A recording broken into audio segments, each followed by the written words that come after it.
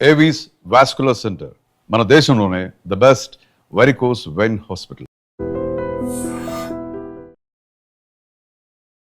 Ladies and gentlemen, welcome to iDream media. నేను Priyadarshan. So varicose veins గురించి మనందరికీ తెలుసు. ప్రతి 10 మందిలో ఒక ముగ్గురు దీని బారిన పడుతూ ఉన్నారు.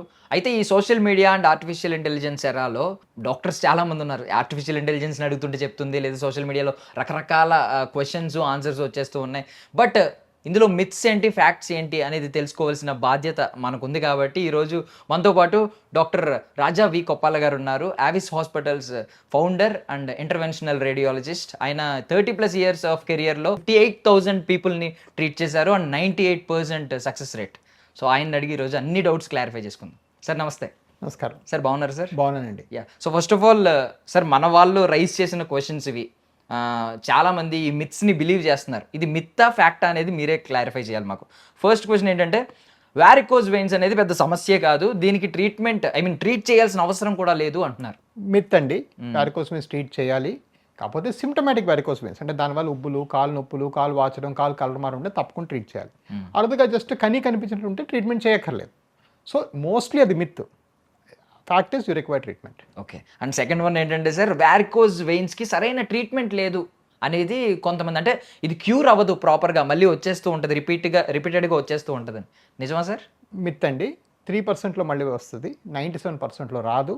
అన్ని రకాల వెయిన్స్, చిన్న కనిపించే వెయిన్స్ని కాస్మెటిక్ వెయిన్స్ ద్వారా, పెద్దగా కనిపించే వెయిన్స్ని లేజర్ ద్వారా, అన్ని వెయిన్స్ని మనం పూర్తిగా నిర్మూలించవచ్చు. అలా చేసిన సంఖ్యలో 2 నుంచి 3కి మళ్ళీ వస్తుంది, 97 మందికి మళ్ళీ రాదు. అండ్ వారికోజ్ వెయిన్స్కి మందులు లేవు, ఇది ఖచ్చితంగా సర్జరీ మాత్రమే చేయాలి అని కొంతమంది అంటున్నారు. సో ఇది హాఫ్ ట్రూ హాఫ్ లైస్ అండి. సో వారికోస్ వెయిన్స్కి పూర్తిగా తగ్గించేసే మందులు లేవు. దేస్ 1 టాబ్లెట్ అంటే మైక్రో ప్యూరిఫైడ్ ప్లాఫ్నాయిడ్ అంటారు. దానివల్ల అంటే కొంతవరకు నొప్పులు తగ్గుతాయి, కానీ ఉన్న వెయిన్స్ మళ్ళీ లోపలికి వెళ్ళిపోవు. అలాగని ప్రతి వారికోస్ వెయిన్స్కి ఆపరేషన్ కూడా చేయక్కర్లేదు. దాన్ని అబ్జర్వ్ చేయటం, లైఫ్ స్టైల్ మాడిఫికేషన్స్ చేసుకొని తగ్గించుకునే అవకాశం ఉంది. అండ్ వారికోజ్ వెయిన్స్కి హార్ట్కి ఏం సంబంధం లేదు, ఏ రిలేషన్ లేదు. ఇది చాలా మటుకు కరెక్టే. ఒక 5% తప్పు. ఎందువల్లంటే చాలా రేర్గా ఈ వారికోస్ వెయిన్స్ రక్తం గడ్డకట్టి అది డీప్ వెయిన్స్లోకి వెళ్ళి అక్కడి నుంచి హార్ట్కి వెళ్ళే ప్రమాదం ఉంది, కానీ చాలా రేర్. అలా జరిగిన అవకాశాలు చాలా తక్కువ. అండ్ వారికోజ్ వెయిన్స్ మనం మోస్ట్లీ స్కిన్ మీద చూస్తూ ఉంటాం కాబట్టి ఇది స్కిన్ ప్రాబ్లం అని చెప్పి చాలా మంది అంటున్నారు. అది కంప్లీట్ మిత్ అండి. వారికోజ్ వెయిన్స్ కంప్లీట్గా వాస్కులర్ ప్రాబ్లం. స్కిన్ డాక్టర్స్ కూడా దాన్ని వీనస్ ఎగ్జిమా అంటారు, అంటే వెయిన్స్ వల్ల వచ్చిన ఎగ్జిమా అంటారు. సో స్కిన్ డాక్టర్స్ కూడా దాన్ని వారికోజ్ వెయిన్స్ సమస్యనే సంబోధిస్తారు. అండ్ వారికోజ్ వెయిన్స్ వారసత్వంతో రాదు, హెరిడిటరీతో రాదు అని చెప్పి అంటున్నారు. అది మిత్ అండి. వారికోజ్ వెయిన్స్ చాలా ఫ్రీక్వెంట్గా హెరిడిటరీ. 94% మందిలో ఎవరికో ఫ్యామిలీలో వారికోజ్ వెయిన్స్ ఉండడం జరుగుతుంది. అండ్ వారికోజ్ వెయిన్స్కి ట్రీట్మెంట్ జరుగుతూ ఉంటుంది కదా సార్, మోస్ట్ ఎక్స్పెన్సివ్ ట్రీట్మెంట్ ఉంటుంది, చాలా ఎక్స్పెన్సివ్ అని చెప్పి అంటున్నారు, ఖర్చుతో కూడింది అంటున్నారు. అబ్సల్యూట్ మిత్ అండి. వారికోజ్ వెయిన్స్ ట్రీట్మెంట్స్ అస్సలు కాస్ట్లీ కాదు. అట్లీస్ట్ మాలాంటి హాస్పిటల్స్లో కాస్ట్లీ కాదు.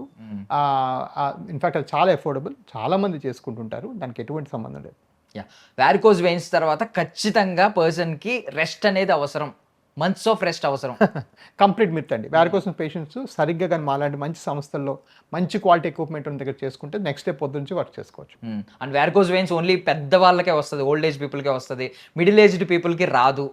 కంప్లీట్ మిత్ అండి. నా youngest patient 15 years, my oldest patient 96 years. అన్ని ఏజ్ గ్రూప్స్కి వారికోజ్ వెయిన్స్ వస్తాయి.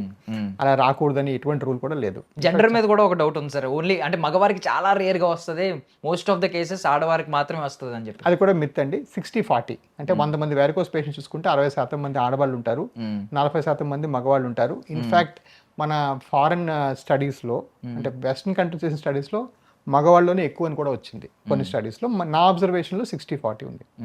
అండ్ వారికోజ్ వెయిన్స్కి నార్మల్గా వచ్చిన వారికి కూడా ఖచ్చితంగా సర్జరీ రికమెండ్ చేస్తారు అని చెప్పి అసలు ఖచ్చితంగా చాలా తక్కువ మంది చెప్తారండి.